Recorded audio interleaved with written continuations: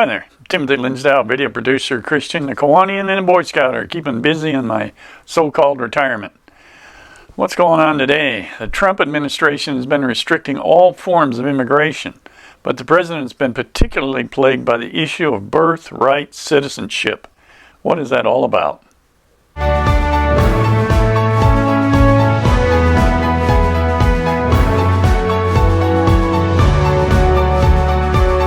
The Trump administration is coming out with new visa restrictions aimed at restricting birth tourism, in which women travel to the U.S. to give birth so their children can have a coveted U.S. passport.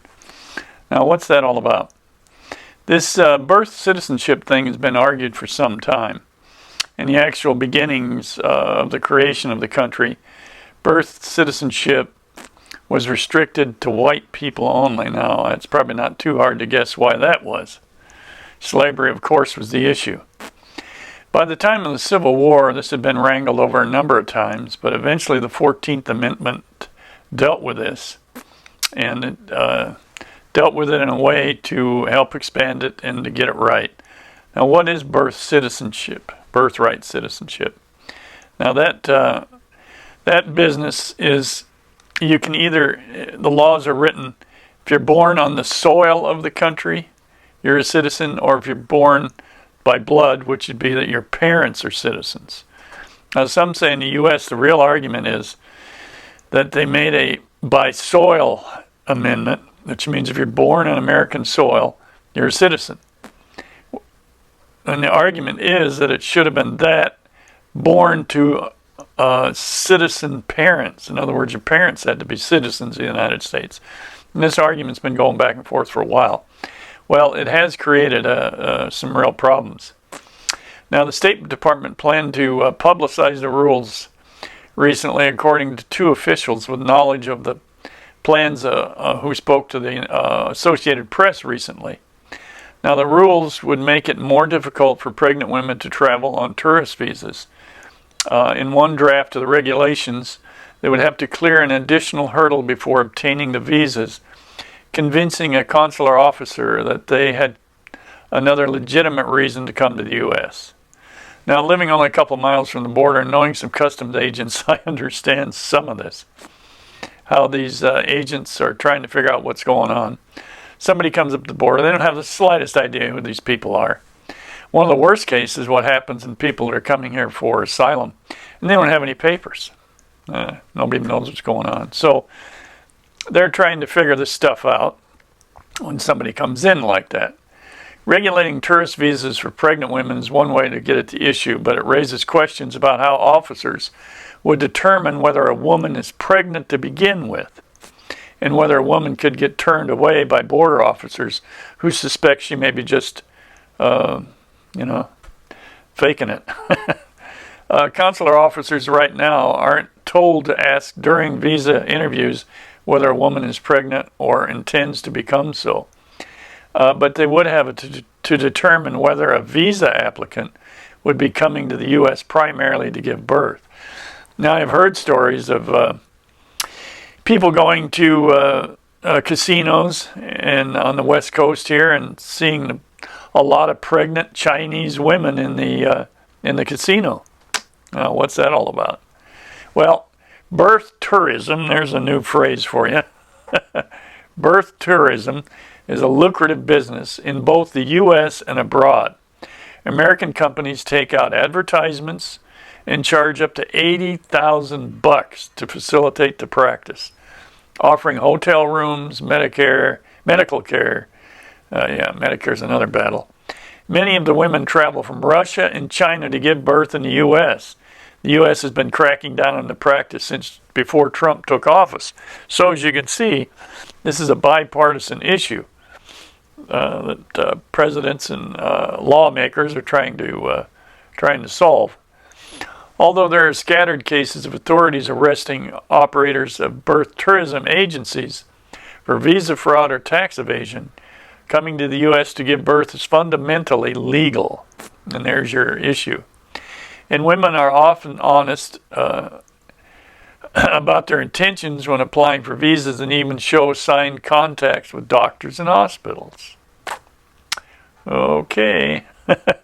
Now, there are no figures on how many foreign women travel to the U.S. specifically to give birth.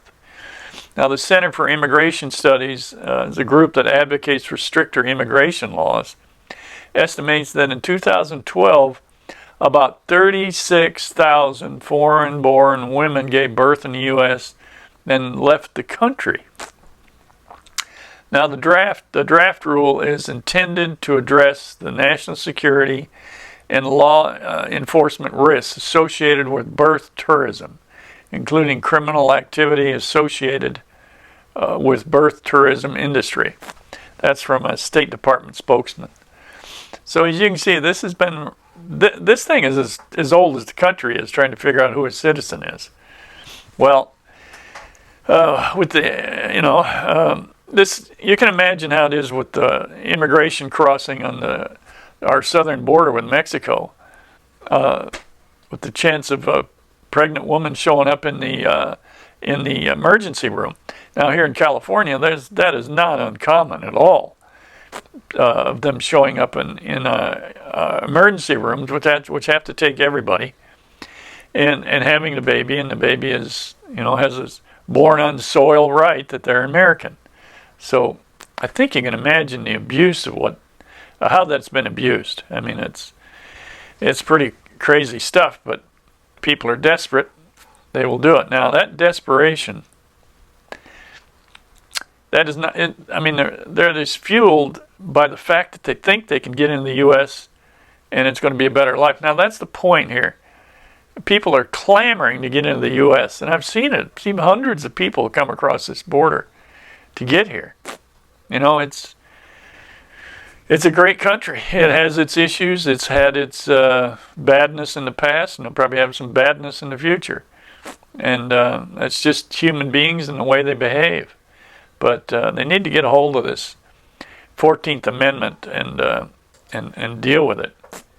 But it really came from the Civil War period, and that's what's so to understand. It was racial, and the racial issues in the founding of the country, which always seem incredibly crazy to me. It's like, now, how could that be? It's the Declaration of Independence was written that all men are created equal. Everybody's equal. And how that could possibly happen. But if you do take time to study it, you do see that the division in the country was already set, and that if they didn't compromise on it, the country would not exist.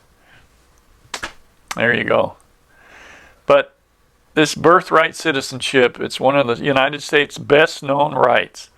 Automatic citizenship to all born within its borders. But birthright citizenship hasn't always been the rule. And of course, the legal concept has faced many challenges, and I'm sure will face many more until they can get it sorted out. But that we hope. And again, it's citizenship by right of soil. In other words, you're born here in America. You can be a citizen, or the right of blood, which means your parents have to be United States citizens. About 30 countries in the world right now have this type of law, but most favor right of blood, so that the parents have to be a citizen of that country. So there goes another battle. It goes on and on. I've seen some of it down here in Southern California. So hopefully our lawmakers can get done fiddling around with whatever they're doing these days and actually get something done. That'd be really nice. Well, thanks for watching. Like and comment on my videos, subscribe to my channel, and get out there and see what you can do to make it a great day.